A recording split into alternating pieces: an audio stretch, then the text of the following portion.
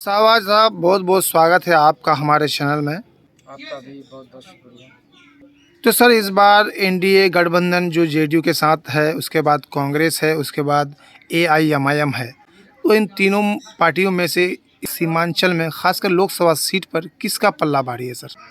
पल्ला तो अभी भारी, जिस तरह से मैं आज जब से मैं जापान से अपने मुल्क अपने वतन आया हूँ और अपने इलाके में किशनगंज लोकसभा में जहाँ जहाँ मेरे रिलेशन है और हमारे दोस्त है, साथी है, जहाँ जहाँ जाना पड़ता है और लोगों का सोच विचार एक मूवमेंट से पता चलता है कि इस बार जो है लोग जो है दिल से मतलब ये ठान लिया है कि इस बार अख्तरुल ईमान साहब को एमपी बना करके भेजना है, क्योंकि बीजेपी, आरएसएस, जेडीयू ये तीनों गठबंधन में है। लोग इसको कतई बर्दाश्त नहीं करते हैं और कभी वोट देना भी पसंद नहीं करते हैं, क्योंकि देश हित में सबको पता है कि देश में क्या क्या हो रहा है। जिस तरह से मॉब लिंचिंग हुआ है, CAA लागू किया है, उसके बारे में कोई पार्टी मतलब इस पर एक्शन नहीं लेता है।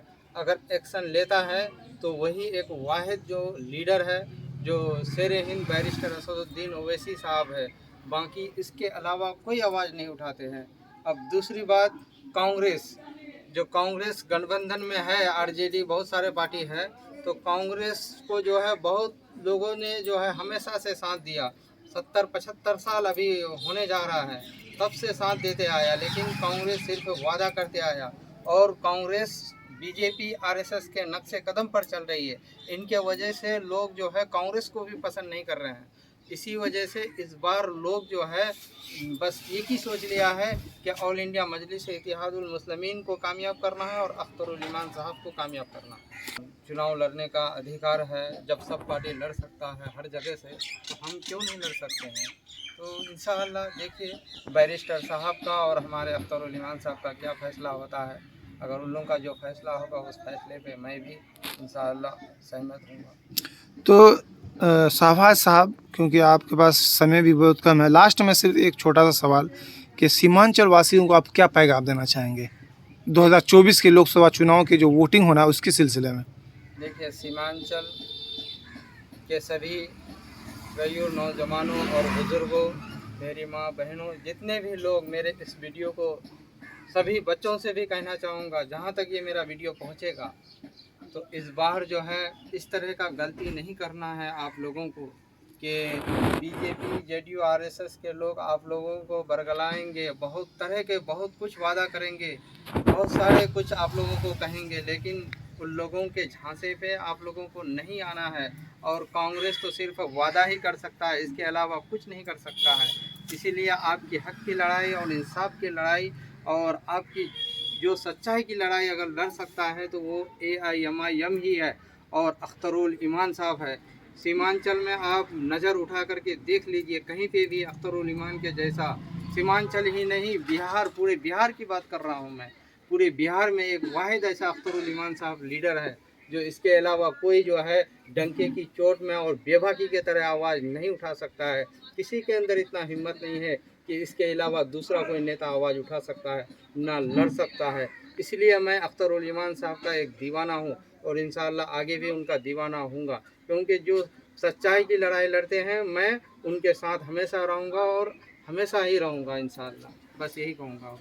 तो शाहबाज साहब, बहुत बहुत शुक्रिया आपका, आपने अपना कीमती समय निकाल कर हमें दिया, इसके लिए मैं आपका थैंक्स गुजार हूँ सर। बिहार में 15 सीटों पर चुनाव लड़ेगी ओवैसी साहब की पार्टी एआईएमआईएम। बढ़ सकती है गठबंधन की मुश्किलें। पहले 11 सीटों पर एमआईएम ने ऐलान किया था कि हम अपना उम्मीदवार उतारेंगे, लेकिन आज ऑल इंडिया मजलिस इत्तेहादुल मुस्लिमीन के बिहार प्रदेश अध्यक्ष जनाब अख्तरुल ईमान साहब ने प्रेस कॉन्फ्रेंस में मीडिया से बात करते हुए कहा कि 4 सीटों को और बिहार में बढ़ाया गया, अब कुल मिलाकर 15 सीटों पर अपना उम्मीदवार उतारेंगे। बिहार में गठबंधन की परेशानी और बढ़ने वाली है। सांसद असदुद्दीन ओवैसी साहब की पार्टी ऑल इंडिया मजलिस इत्तेहादुल मुस्लिमीन एआईएमआईएम ने 28 मार्च गुरुवार को और 5 सीटों पर चुनाव लड़ने की घोषणा की। ऑल इंडिया मजलिस इत्तेहादुल मुस्लिमीन ने पहले 11 सीटों पर चुनाव लड़ने की घोषणा की थी, हालांकि बाद में गया सीट रोक दिया।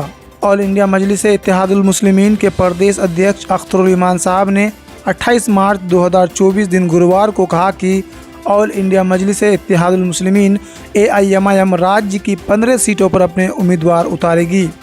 पहले उसने 11 सीटों पर चुनाव लड़ने का ऐलान किया था, लेकिन गया रोक दिया गया। जनता के आग्रह पर अब 5 और सीटों को बढ़ाया गया। अख्तरुल इमान साहब ने मीडिया से बात करते हुए कहा, अब काराकाट, गोपालगंज, शिवहर, दरभंगा और वाल्मीनगर से भी उम्मीदवार उतारेगी। ऑल इंडिया मजलिस इत्तेहादुल मुस्लिमीन के बिहार प्रदेश अध्यक्ष जनाब अख्तरुल इमान ने कहा कि मधुबनी सीट पर से भी चुनाव लड़ने का आग्रह किया जा रहा है, जिस पर पार्टी विचार कर रही है। अख्तरुल इमान साहब ने साफ कर दिया कि सीवान लोकसभा सीट से अगर दिवंगत शहाबुद्दीन साहब की पत्नी हिना साहब निर्दलीय उतरती है तो AIMIM उनका समर्थन करेगी, वहां पर कैंडिडेट नहीं उतारेगी। अख्तरुल इमान साहब ने यह भी कहा कि उनकी पार्टी की इच्छा गठबंधन के साथ लड़ने की थी, लेकिन उनकी बात नहीं सुनी गई, इस कारण ये फैसला लेना पड़ा। अब माना जा रहा है कि बिहार में असदुद्दीन अवैसी साहब की पार्टी AIMIM के चुनाव लड़ने से गठबंधन को नुकसान होगा। इन 15 सीटों पर चुनाव मैदान में होंगे AIMIM के उम्मीदवार। बता दें कि बिहार की 40 सीटों में से 15 सीटों पर अभी तक AIMIM ने कैंडिडेट उतारने का फैसला लिया है, जिसमें अररिया, किशनगंज, मधुबनी, काराकाट, दरभंगा, समस्तीपुर, पाटलिपुत्र, मुजफ्फरपुर, गोपालगंज, शिवहर, वाल्मीनगर, सीतामढ़ी, पूर्णिया और कटिहार लोकसभा सीट है। लोकसभा चुनाव 2024 काराकाट सीट से ऑल इंडिया मजलिस इत्तेहादुल मुस्लिमीन ने नीतीश कुमार के टक्कर में हिंदू महिला उम्मीदवार को दिया टिकट। प्रियंका चौधरी इस सीट से लड़ेंगे लोकसभा चुनाव। AIMIM ने काराकाट सीट से प्रत्याशी की घोषणा कर दी है। काराकाट JDU की सिटिंग सीट है, जहां से अभी महाबली सिंह सांसद है। ऐसे में कहा जा रहा है कि MIM काराकाट सीट का समीकरण बिगाड़ सकती है। रोहतास लोकसभा चुनाव की तिथि का ऐलान हो चुका है। वहीं ऑल इंडिया मजलिस इत्तेहादुल मुस्लिमीन ने बिहार के जिन 11 सीटों पर अपना कैंडिडेट खड़ा करने की बात कही है, उनमें से काराकाट का हॉट सीट भी शामिल है, जहां असदुद्दीन अवैसी साहब की पार्टी के द्वारा प्रत्याशी उतारा जा रहा है। प्रियंका चौधरी को मिल रहा है इस सीट से टिकट। दरअसल काराकाट लोकसभा सीट से AIMIM के लिए जिला पार्षद प्रियंका चौधरी प्रत्याशी हो सकती है, जिसकी घोषणा पार्टी के महिला मोर्चा की प्रदेश अध्यक्ष बुशरा शाहीन ने प्रेस वार्ता पर प्रियंका चौधरी की उम्मीदवारी सुनिश्चित बताई है। बताया गया कि बिहार प्रदेश कमेटी ने काराकाट सीट के लिए प्रियंका को नामित कर रिपोर्ट भेजी है। बता दें कि काराकाट JDU की सिटिंग सीट है। यहाँ महाबली सिंह फिलहाल सांसद है और राष्ट्रीय लोक मोर्चा के नेता उपेंद्र कुशवाहा की यहाँ दावेदारी है।